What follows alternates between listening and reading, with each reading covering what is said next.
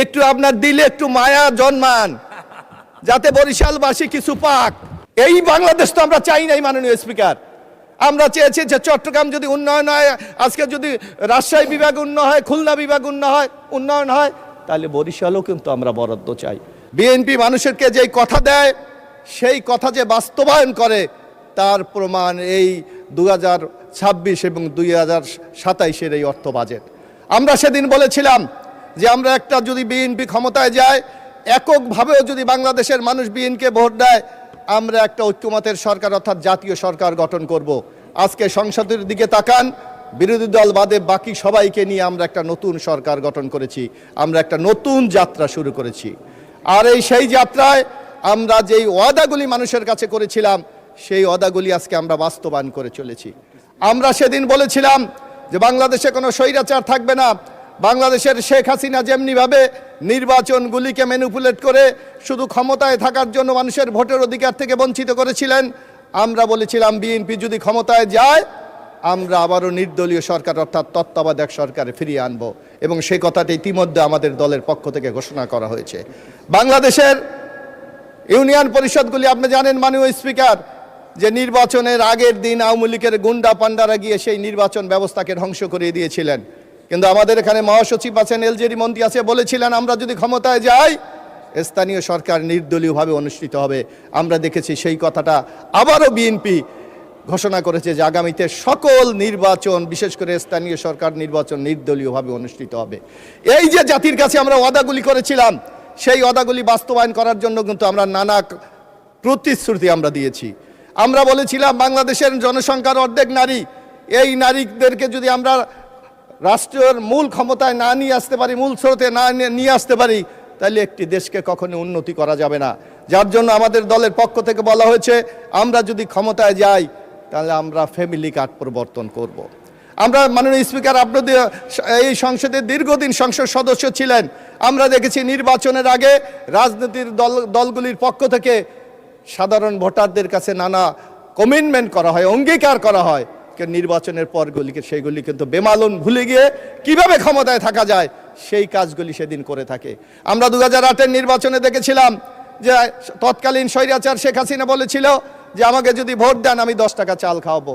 বাংলাদেশের মানুষ কিন্তু সেই স্বপ্ন কোনোদিন বাস্তবায়ন হতে দেখেনি। আমরা দেখেছিলাম যদি আমাদেরকে ভোট দেন আমরা বিনামূল্যে সার দেব, বরং 300 টাকার সার 1200 টাকায় মানুষকে কিনতে হয়েছিল। আমরা বলেছিল ঘরে ঘরে চাকরি হয় নাই, কিন্তু আমাদের নেতা তারেক রহমান বলেছে আমি ফ্যামিলি কার্ড করব। ইতিমধ্যে সেই কর্মসূচি আমরা বাস্তবায়ন করেছি। বিরোধী দলের নেতৃবৃন্দকে আমরা বলতে চাই এই কর্মসূচি বাস্তবায়ন করতে হলে আমাদেরকে তো বাজেটের আকার বৃদ্ধি করতে হবে, নাহলে টাকা কোথা থেকে আসবে। আমরা বলেছিলাম আমরা কৃষক কার্ড দেব, ইতিমধ্যে সেই কৃষক কার্ড বাস্তবায়ন করা হয়েছে। আমরা বলেছিলাম বাংলাদেশের সবচেয়ে অবহেলিত ইমাম মুয়াজ্জিম তাদেরকে আমরা ভাতা দেবো, সেই ভাতা দেওয়া হয়েছে। ইতিমধ্যে এই সরকারের আমি মনে করি আরেকটি আলোড়ন সৃষ্টি হয়েছে, যেটা হলো শহীদ রাষ্ট্রপতি জিয়াউর রহমানের অনুষ্ঠিত খাল কাটা প্রকল্প। ইতিমধ্যে বাংলাদেশে একটি ব্যাপক আলোড়ন সৃষ্টি করেছে এই খাল কাটা প্রকল্প।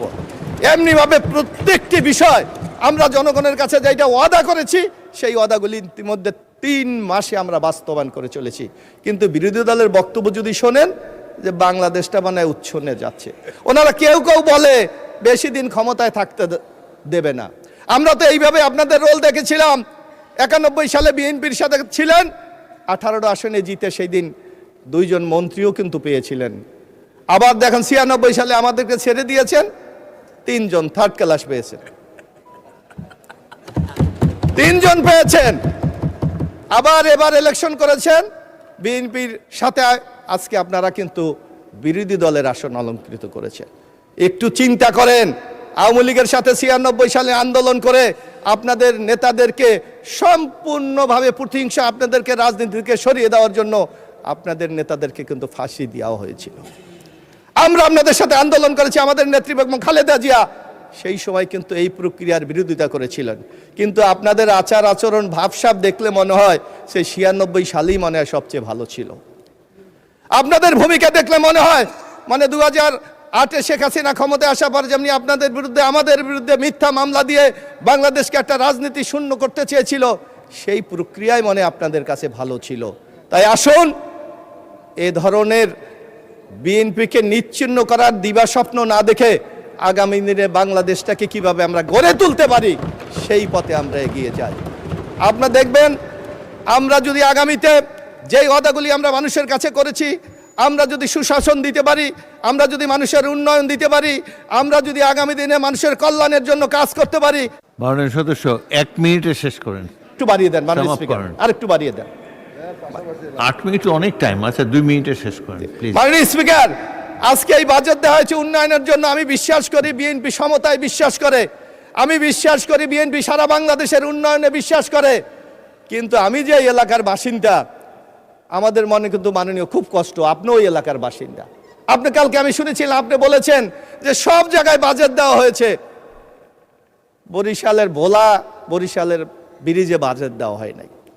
এখানে যোগাযোগ মন্ত্রী আছে, বাংলাদেশে মাত্র একটা এখন হাইওয়ে রোড আছে, সেটা ভাঙ্গা থেকে কুয়াকাটা পর্যন্ত।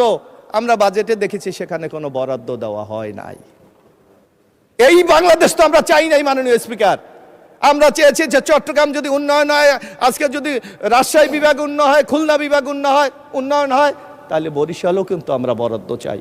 আপনার মাধ্যমে আমি মাননীয় অর্থমন্ত্রীকে আমি অনুরোধ করব যে আপনি আরেকটু বিবেচনা করেন, একটু আপনার দিলে একটু মায়া জন্মান, যাতে বরিশালবাসী কিছু পাক।